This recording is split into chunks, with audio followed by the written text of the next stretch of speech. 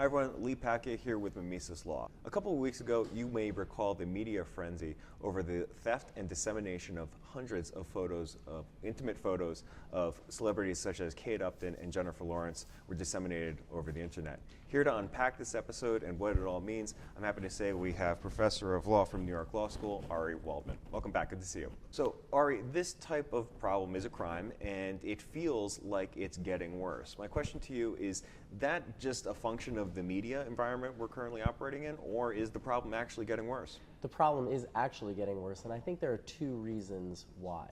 First, we have the technology. It's a lot easier now for more people to not just hack in, but also to share information quickly, cheaply, and reach wide audiences. But there's a bigger, deeper, and darker problem. The darker problem is that we don't do anything about it. By not going after the people that are responsible for these things, and by having laws that actually protect them instead of protecting the victims of these crimes, we have the effect, we make the comment that it's okay to treat women or treat celebrities or treat private persons this way, and it's not.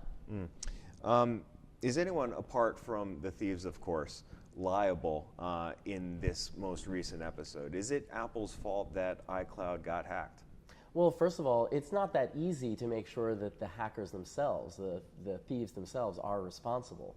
The FBI is investigating under a particular statute that may hold them responsible, but we don't know who they are. They're anonymous, and it's hard to get their identities. So first, we have a legal system that protects the anonymity of these thieves. But to answer your question specifically, there should be other people responsible. Even if it were possible to find the identities of the people that stole Jennifer Lawrence's photos, then you also have the websites in particular that allow these people to post images of other people anonymously and allow this type of revenge porn or harassment to occur. So a website like 4chan, which allows all of its users to engage anonymously, should be held responsible.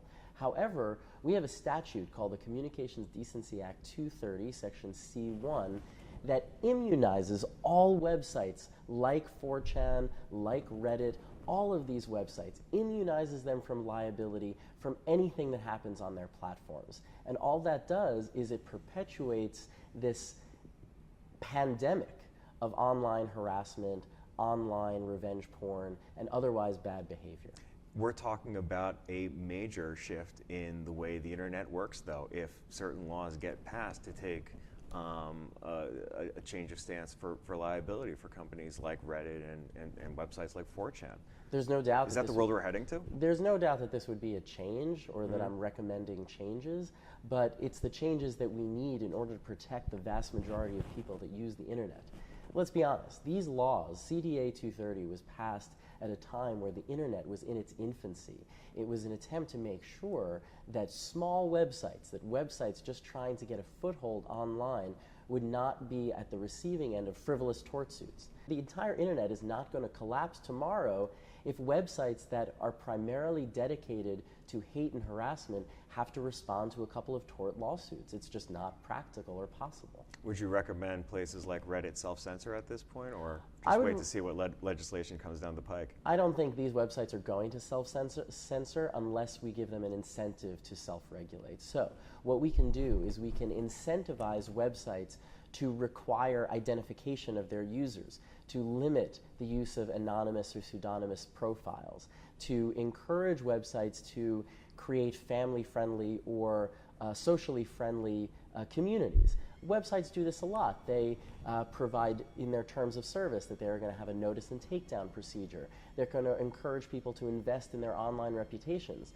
But there's a large and increasing dark corner of the internet that is not allowing or encouraging people to do that. If we pass a law that states that if you do not require your users to use their identities to enhance or engage in their online reputations, you can be held liable, then we're going to encourage them to regulate on their own, lest they be on the receiving end of an expensive lawsuit. This all started, of course, with Apple's iCloud getting hacked. Should they have done more in retrospect? There's a lot that Apple and other cloud cloud controllers can do to protect the security of their users. We put information up on the cloud because Google and Apple are trusted users, and they have to return that trust by making sure security is top-notch. These companies are actually doing quite a good job at filling holes in security after they find security breaches. The problem is that we should address the problem at its source, though. We should address the problem at individuals and websites who feel that it's appropriate that the internet be used this way. And most people do not want to use the internet as a place to harm others. All right, I'm going to ask you a simple but awfully difficult question. What's the fix here?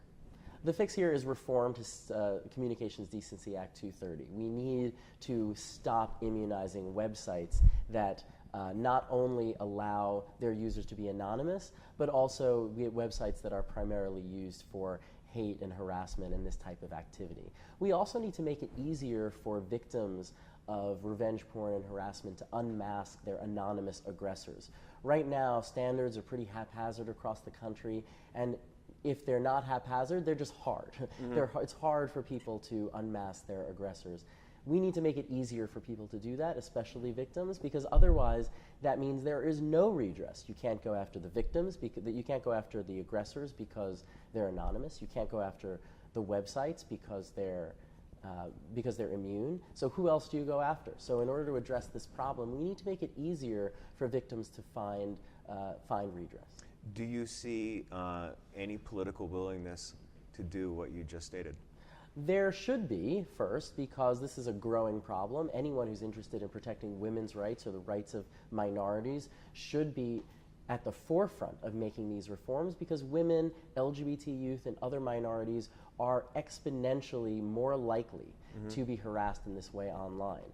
So first, there should be this willingness. Second, many of these reforms may be the victim of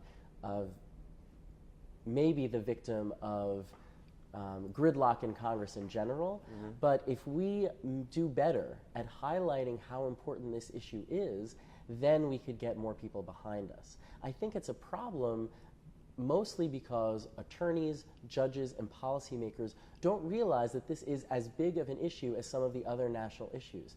It's part of our responsibility in advocacy and in education to make sure that there is broader awareness about this problem and how horrible it is to be on the receiving end of these harassing attacks. All right, thank you for stopping by and talking to us. Thanks for having me. That's Ari Waldman, professor at New York Law School. If you'd like to see more of the stuff they're working on, go check them out online. I'm Lee Pacquiao. See you next week.